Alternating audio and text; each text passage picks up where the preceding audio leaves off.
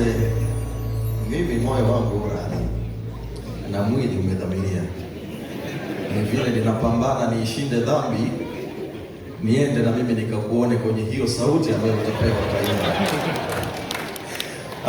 Manase, tunaweza tukafikiria kikawaida.